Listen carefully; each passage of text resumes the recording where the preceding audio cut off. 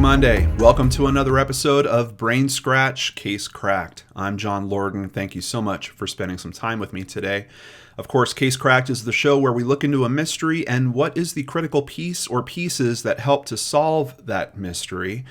And occasionally, you have a case that looks like it gets solved, and then we find out years later, maybe that's not exactly what happened. We have that and a whole lot more going on in today's case, and a very big question: will justice actually land true and find the right person? This is a case I like to call the biting truth. El Dorado Hills resident Jane Hilton was known by her friends as being flamboyant and opinionated, but always there to help someone in need. She would take people where they needed to go, provide food to people that were sick and depressed, and was an active member in her local church. So when Jane had some big challenges in 1985 due to marital problems, someone decided to help the woman that had helped so many others. Jane was a 55-year-old mother of 11 and had recently decided to leave her husband. Autumn, their 13-year-old daughter, chose to go with her. Luckily, the vivacious red-headed Californian was helped by her employer, Wilma Klein. Jane worked as a newspaper columnist for the Foothill Times, and Wilma had a house that Jane and her daughter could stay at until she got back on her feet. On July 6th, the two moved into the home that was also occupied by a few other people, including Klein's grandson, 20-year-old Ricky Davis, and his girlfriend, 19-year-old Connie Dahl. That evening, everyone but Jane had plans to go out, leaving her alone in her new home. At 3:30 a.m., Davis and his girlfriend, who were returning from a party, walked up to the front door and found Jane's daughter Autumn standing outside. She had left at the same time as the older couple, but met up with a group of boys at a local park. Unfortunately, the 13-year-old had stayed out too long and was afraid her mother was going to be upset, so she had nervously waited outside until Davis and Dahl returned. As the three entered the house, they immediately noticed something odd on the wall in the hallway. As they drew closer, they found that a trail of blood ran along the wall all the way to the master bedroom. There, in the bed, covered in blood, lay Jane, unresponsive and not breathing. In a panic, the group called 911. Investigators found no signs of a forced entry, but it was clear that Jane had struggled violently with her attacker. An autopsy would show there were 29 stab wounds, along with a bite mark on her shoulder. All three were questioned that night, but had solid alibis. Ricky and Connie were each other's alibi and had been at a party with multiple witnesses. Autumn claimed to be at a local park with three young men she had met earlier that night. She gave their names as Michael Green, a boy named Calvin, and another boy named Stephen or Brian. She wasn't sure. Officers were unable to locate anyone except for Michael Green, and when they questioned him, he claimed to not know who Autumn was and stated he wasn't even at the park that night. Even with her discrepancies, officers didn't believe Autumn was present for the murder or involved in any way. Jane's estranged husband was questioned as well. He denied any involvement and was later cleared as a person of interest. The usual suspects were rounded up for this case, but no one seemed guilty. Posters were hung and pleas to the public were made, but no leads ever panned out. All too quickly, her murder case went cold. But investigators kept coming back to the only possible lead they had: Davis and Dahl. After all, the two had been staying in the house for some time together, and they were each other's alibis for the night of the murder. One or both could be lying to save themselves. They could also have snuck away from the party sooner than witnesses thought, killed Jane, and as they left, met her daughter out front. 14 years later, in 1999, two investigators decided to take another look at the case. Over the next 18 months, they interrogated Connie Dahl.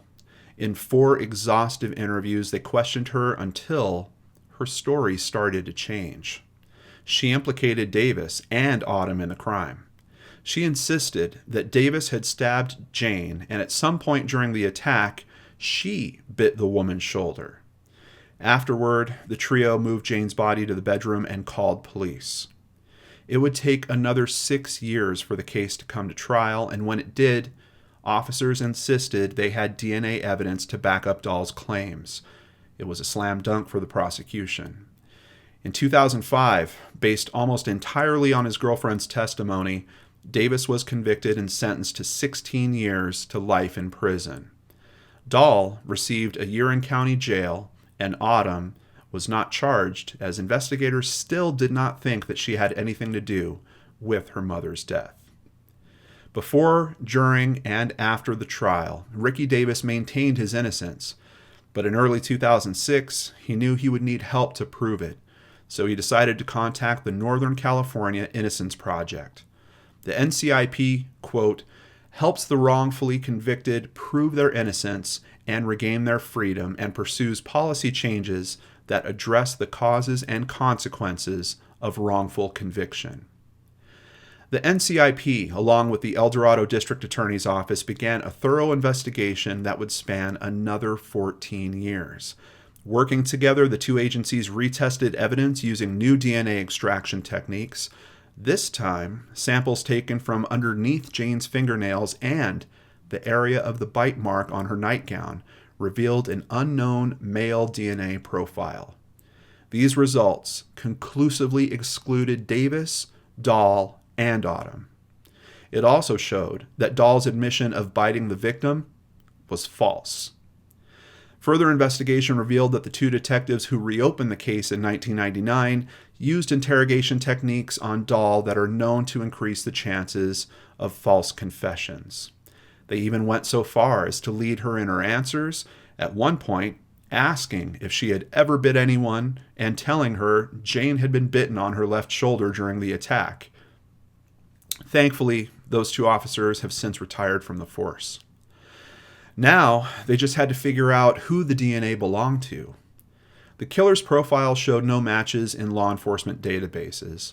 Using some of the same genealogy techniques that are being utilized today, NCIP and investigators uploaded the unidentified DNA to a database called Family Tree DNA. Family Tree DNA has more than 1 million DNA profiles from people across the country. Their website was able to produce a list of people who were related to the sample. From there, they were able to then build a family tree and identify possible suspects using obituaries, birth certificates, public documents, and social media. All of their searches led to one person, Michael Green. But not the same Michael Green officers had questioned back in 1985. Apparently, they interviewed the wrong guy. Green, who was 17 at the time of the murder, was one of the young men Jane's daughter met at the park on the night that she died. Even with all this evidence in hand, the NCIP faced a unique problem in proving Davis's innocence. California law states that in order for Davis to be exonerated and released from prison, his attorney had to be able to show evidence that pointed unerringly to his innocence. As you can imagine, this is an almost impossible standard to prove, even with the evidence they had. So in 2016, the NCIP helped change that law. The Innocence Project co-sponsored a bill that would put these requirements in line with most other states. Now, wrongfully convicted inmates like Davis only had to prove that the new evidence would likely have been compelling to a jury. Now that the ethics of the detectives on the first case were in question and Dahl's confession had been proven false, NCIP attorneys pushed forward. Ricky's case would travel through the court system for 3 more years before finally, on February 11th, 2020, Michael Green was arrested on 1 count of first-degree murder. 2 days later, on February 13th, Ricky was finally released from prison after serving 15 years for a crime he never committed. Connie Dahl, who died in 2014, would face no charges for the false confession that stole those years from Ricky Davis's life. He is now the first person in California and the second in the country to be exonerated using genetic genealogy. As he walked out of the jail just after 3 p.m., his family was there to greet him, along with Innocence Project members and journalists. "God bless the Innocence Project," he said, holding up a t-shirt showing their logo. When asked what he would be doing now, his mother, Maureen, said, in the immediate future, they were taking him out for pizza, and then later they were going to go out for steak. Innocence Project staff attorney Melissa O'Connell stated that she felt she had enough evidence to free Ricky back in 2014, but investigators worked 6 more years before they felt satisfied that they had the real killer. Ricky will now be entitled to more than $750,000 in state compensation because of his wrongful conviction. That adds up to about $140 for each day that he spent behind bars. Ricky says he doesn't want to dwell on the time that he's lost, but rather on the time that he's gained. I missed so many different things I couldn't tell you. I've forgotten even more things than I can remember. I miss this beautiful country. You know what I mean? I miss the trees, everything, this fresh air. You can never make up for it. I realize that. You just pick up the pieces and move forward and make the best of what's left. Case cracked. I'd like to give a big thank you to CNN, The Mountain Democrat, USA Today, CBS News, NCIP.org, CBS Sacramento, the Sacramento Bee, Fox Q13, the Daily Mail, newspapers.com, and of course, the amazing Christy Arnhart for researching and writing up today's case. Michael Green is now 51, but there is an interesting twist in all this. He did that back, if he is the guy, which it seems, he did this back when he was 17. Because of that, they actually have to have at least one hearing in juvenile court. And I'm kind of curious about that. I mean, this guy is now 51, and wouldn't he possibly have been tried as an adult anyway back then? I've looked into it a little bit, and juvenile courts, most of the time, like more than half of the time, they're hearing about, kids that are being truant or doing kind of simple robberies and things of that nature. From the info I saw, about 3% are more serious crimes, where we're talking something like a rape or a murder or something along those lines. But in many of those cases, the case will actually get moved out of juvenile court and go to a full court. So I think that this is just a formality. I think that hearing is probably going to last all of 30 minutes, and they're going to say, okay, we're bumping this up to a full court. And believe it or not, it actually can be helpful to the defendant to move it into a full court, because juvenile court kind of has certain liberties in terms of the defendant that you don't get in a full-blown court. So it's going to be interesting to see what plays out with all that. I mean, this is extremely recent. He was just arrested last month. So I'll be curious to see how this all shakes out. And still, I've been waiting for a case to go to trial that is based on genetic genealogy, because I want to see what happens in the courtroom. Does this information actually hold up? Recently, we had the East Area Rapist case. That's kind of one of the earliest cases to use this and to break this new technology. I've seen some updates recently that he is now pleading guilty to those cases, so we're not going to see that go to trial. So I'm curious if maybe when we see this go to trial, if we'll start to see what some of the legal defenses are going to be around genetic genealogy, because I still haven't seen a case go there. Thankfully, in most cases, they're pretty much getting a guilty plea to try to have the defendant, get a little bit less of a sentence. And maybe that's what we'll see here. I'm not sure. Once police did find the right Michael Green, they were able to actually track down the other 2 young men that she had mentioned being with that night as well. One of them, unfortunately, has passed away. The other is cooperating with police. So I'm curious if he's going to have some information about this crime. From what Christy's telling me, it seems like his early statements are saying that he doesn't know anything about the murder in particular, but who knows? That could certainly change. All it takes is, someone opening up a little bit, or the right type of interview, or talking to the right person, and maybe that'll change. So I'll be curious to see what happens around all that. Another thing that really strikes me about this story is Autumn.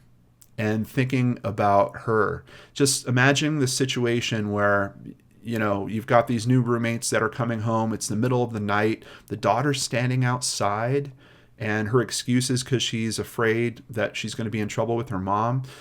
The logic for all that, I'm just kind of struggling with a little bit. I think there's something else at play to this story. I don't know what it is, but there has to be some mechanics to Michael Green getting back to their house. He has to figure out where they live. So did he come back with Autumn? Is there something that happened there? Did the mother walk in on them? Maybe they were having a makeout session and something went wrong and then he got upset, or I don't know, but there seems to be some mechanics with Autumn involved in this case that I still don't quite understand. So I'll be curious to see how all that plays out once we get to trial on this as well.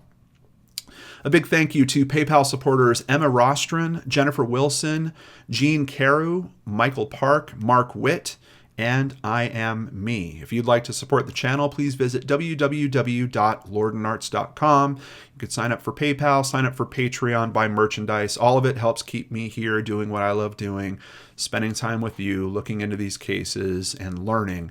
Every single case we look into, there's some new angle that I'm learning about, and I really appreciate it. I hope you guys do too.